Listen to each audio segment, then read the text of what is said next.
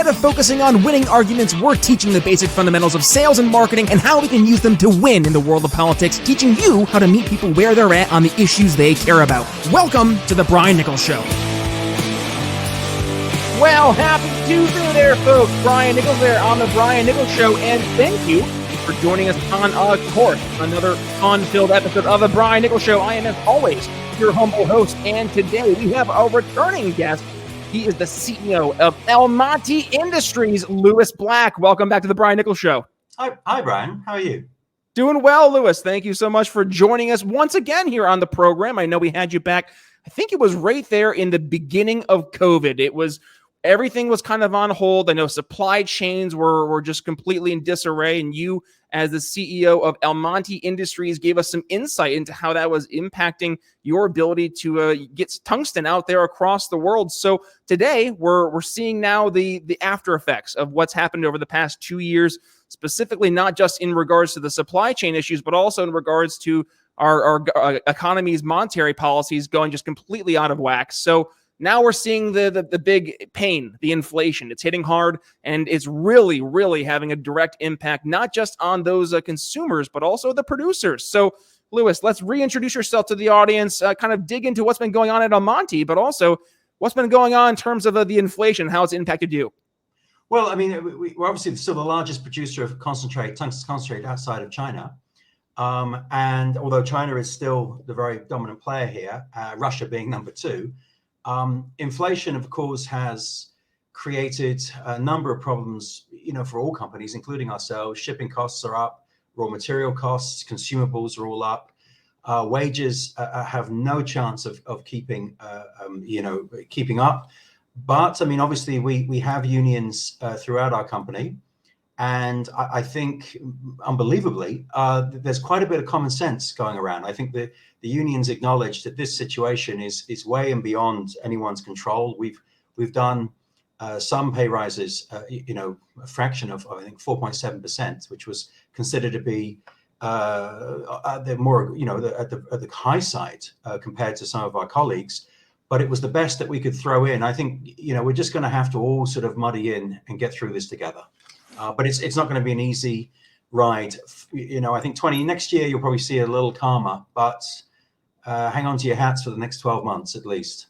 Well, to say the least. And we're also seeing it impacted in regards to what's happening in the car market. When you go out to buy a brand new car, I mean, you're seeing upcharges of tens of thousands of dollars in some cases, and a lot of it has to do with the semiconductor shortage. Now, let's talk about that. There's so much to dig into, and obviously tungsten is one of the main components of these semiconductors, but let's talk about that on a grand scale. What's the issue? Why are we having such a hard time getting these semiconductors? Well, I mean, semiconductors, obviously the demand of semiconductors through the COVID lockdown was quite unexpected. Obviously there was an enormous demand for consumer goods, phones, computers. So it put a huge sort of drag on the sector. Then we couple that with increasing demand across the board as we reopened. We've got a lack of raw materials to actually produce them. And then just to really put the icing on the cake, this push towards a greener future has put a dramatic effect on the supply chain. For semiconductors. So, for instance, a normal regular gasoline vehicle has somewhere in the region of 800 to 1,000 semiconductors. An EV has more than double that. So if you're looking to ultimately replace gasoline vehicles with EVs, you're going to need double the number of semiconductors to make that happen. And it just doesn't exist. That capacity, that output does not exist currently. Wow. So right now we're seeing in the U.S., we just had the U.S. Senate pass this bill. It was $52 billion. The numbers just sound made up at this point. $52 billion to bring semiconductor manufacturing back home and subsidies to some different corporations. So obviously, this is going to have a big impact on the marketplace. What are you seeing as being the direct implications of that? Well, I think firstly that the bill has only gone through the Senate. It started in the House, then it got completely sort of changed around in the Senate, and now it's gone back to the House. So I don't think we'll really understand exactly what it's going to be until it finally passes, and they're saying that sometime in the summer. So I think at that point you'll know what the money's for and how it's to be used. But I hasten to add that there are a number of, there's a number of things you need to remember. The US historically was the dominant producer of semiconductors. And over the years, this migrated to Taiwan and South Korea. These are now the two largest producers of semiconductors. The semiconductor of now is very different from the semiconductor of before. These things are at the cutting edge of what we can do with technology. I mean, they're an extraordinary piece of work, absolutely incredible. And to build one, to manufacture one, I believe it takes 9 weeks from soup to nuts to produce one semiconductor through a plant. Such is the intricacy of it.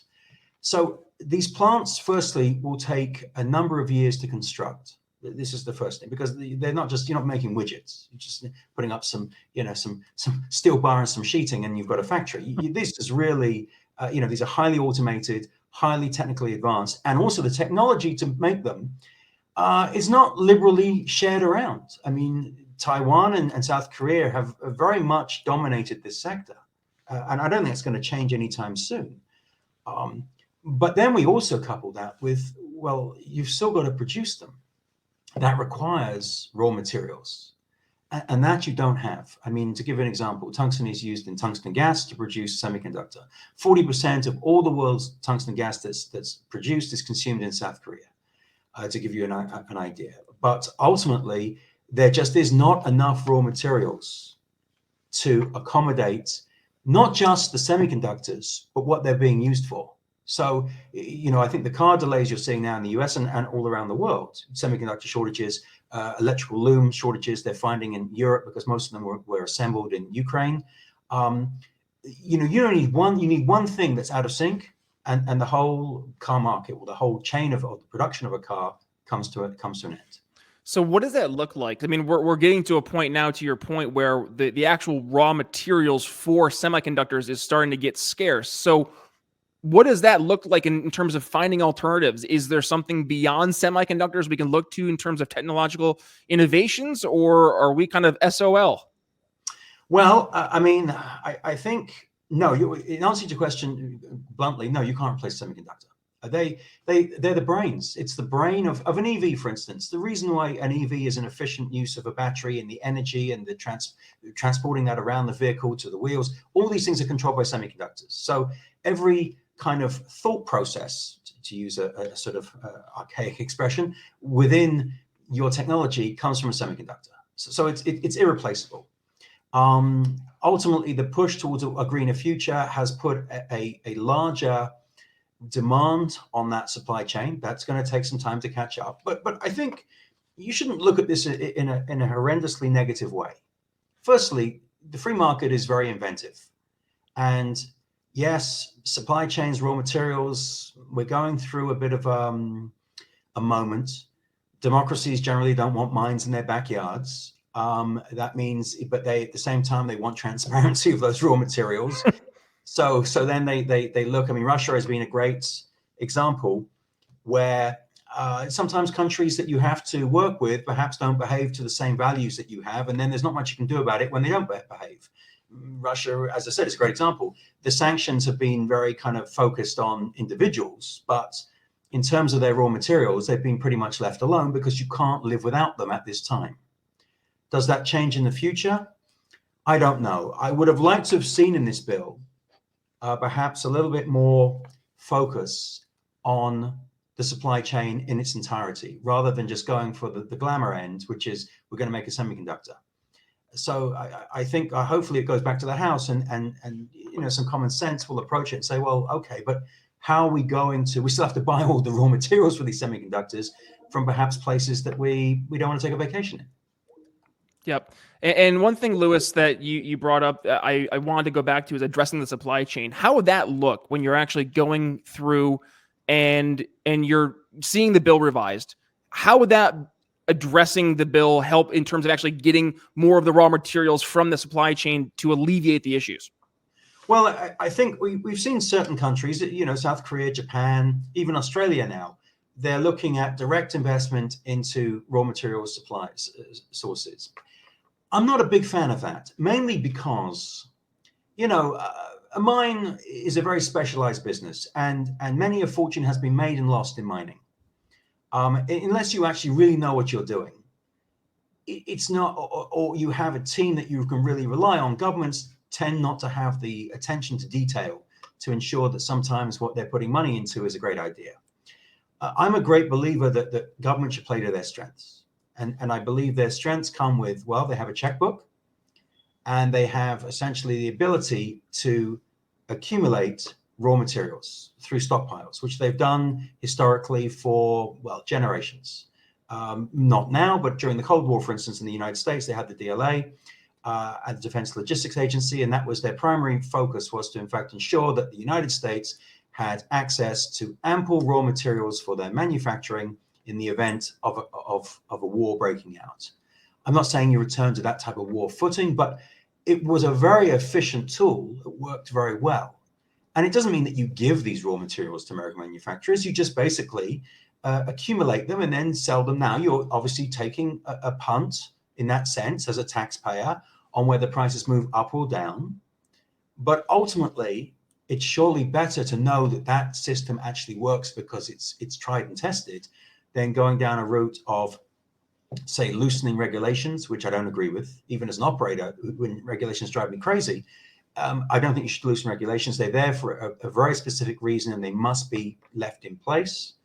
Or you go down a road of investing into mines, which, you know, may or may not work, which is another, it's fraught with all kinds of risk, and of course takes much longer to put together than going out and saying, you know what, we are now going to put offtakes out to various suppliers in territories that we like, or even some that we don't like, in order to accumulate enough raw materials to ensure that what we're going to build in terms of the supply chain, going basically downstreaming, we have at least that reliance on the supply chain. So let's go to Almonty. What are you guys doing right now internally to help address things and maybe adapt as you've seen the supply chain issues, you've seen the demand increase, and yet it's still difficult to be able to answer that demand. So how are you answering the call right now and maybe adapting on the fly? Well, I mean, to be honest, we've always been part of that supply chain because, as I said, 83% of tungsten is produced in China and nearly 7% is produced in Russia. So all of our customers have been very happy with the fact that we have a transparency of our supply chain. We're reopening now the world's largest tungsten mine in South Korea.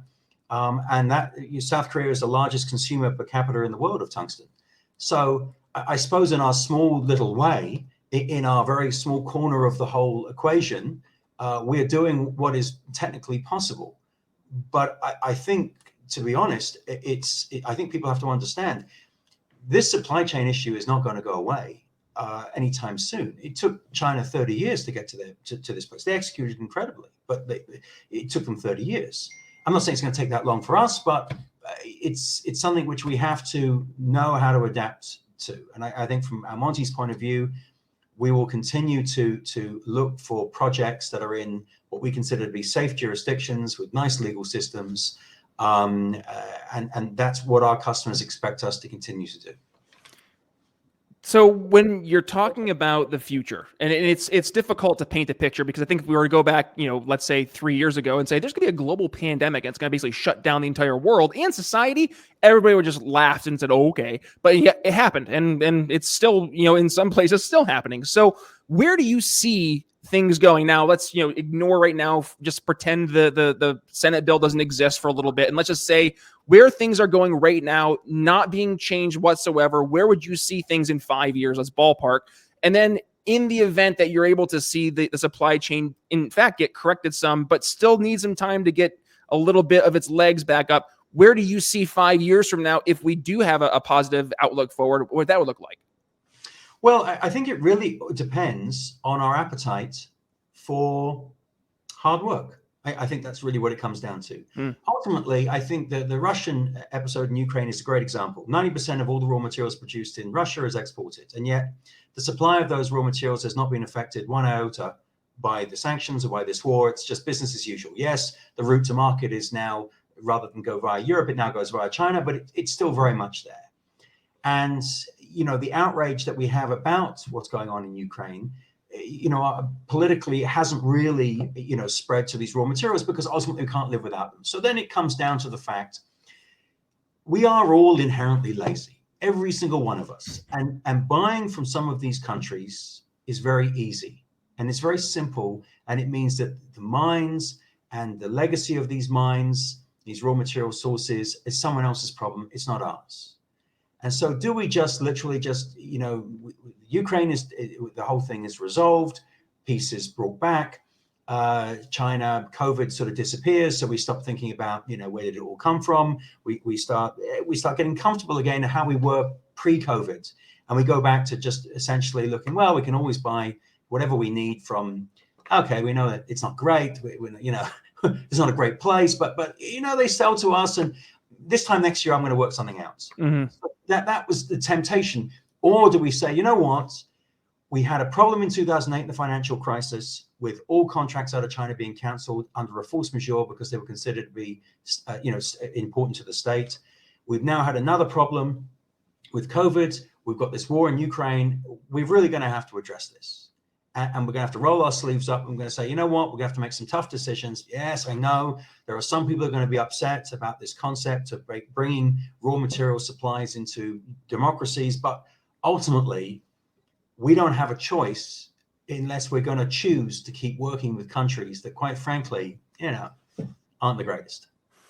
So let's talk about, I'd say this is probably the biggest bugaboo I've heard. I'm in the world of sales in greater telecommunications, bandwidth, and cybersecurity world. And I'm hearing right now, cyber attacks are on the rise and it's been disrupting the supply chain. Are you seeing that right now at Almonty where you've seen an uptick in cyber attacks?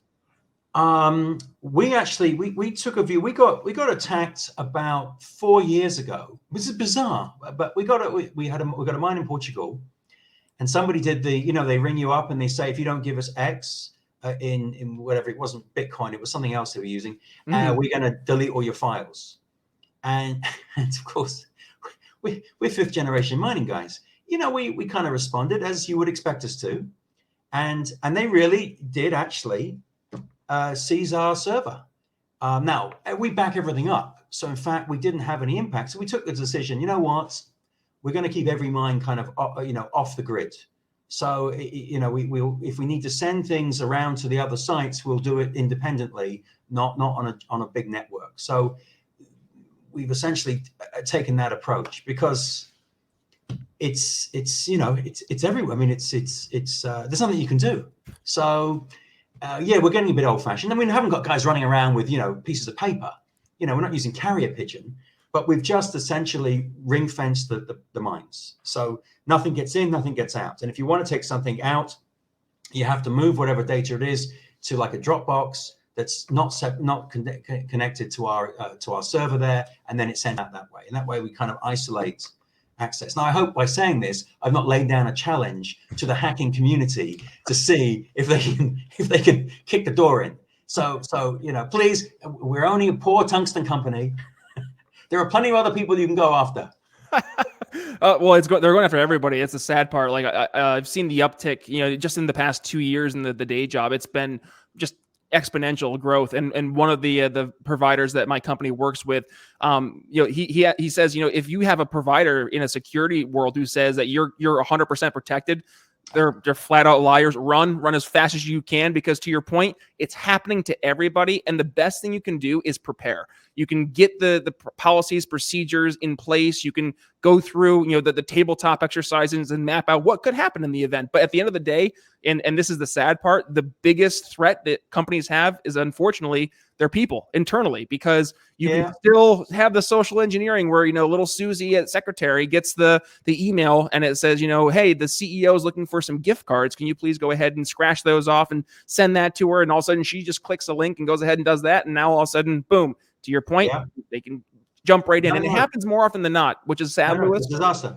Totally disaster. It is. And it has in many cases crippled supply chains. It's crippled organizations. It's locked down entire I mean, I just saw a school up where I'm from in northern New York originally. They got hit with ransomware, $797,000 for a little tiny public school. So now, granted, I say a little tiny public school, it's a little tongue in cheek here in America, but that's another conversation for a different day. But anyways, with that being said, Louis, obviously there's a lot here to unpack from the audience perspective. A lot we went through today. But what would you say are the number one things that you'd want the audience to take away and really digest as they walk away today from the episode? Well, I think, as Douglas Adams would say, don't panic. That's the most important thing. The market is a very resilient enterprise. Solutions are being found on almost daily basis. Try and sort of ignore all the noise and know that, in fact, a lot of the end consumers, the Apples, the Boeings, even the Teslas, they are in their way driving this diversification to increase the transparency of the supply chain. It's going to take a little time. It's going to be a bit disruptive to consumers generally, but ultimately, I believe, quite honestly, we're going to get there. All right, Louis Black, Almonty Industries. If folks want to learn more, where can they go ahead and do that? Our website, www.almonty.com. Perfect. All right, folks, there you go. If you want to go ahead and learn more, I'll include that link in the show notes as well as Louis's bio, plus the entire transcript from today's episode. Oh, and on top of that, all 470 plus episodes as well over at briannicholsshow.com. If you enjoyed the episode, folks, please do me a favor, go ahead and give it a share. And when you do, give yours truly a tag at B Nichols Liberty. But with that being said, it's Brian Nichols signing off here on the Brian Nichols Show for Louis Black. We'll see you tomorrow. Thanks for listening to the Brian Nichols Show. Find more episodes at briannicholsshow.com.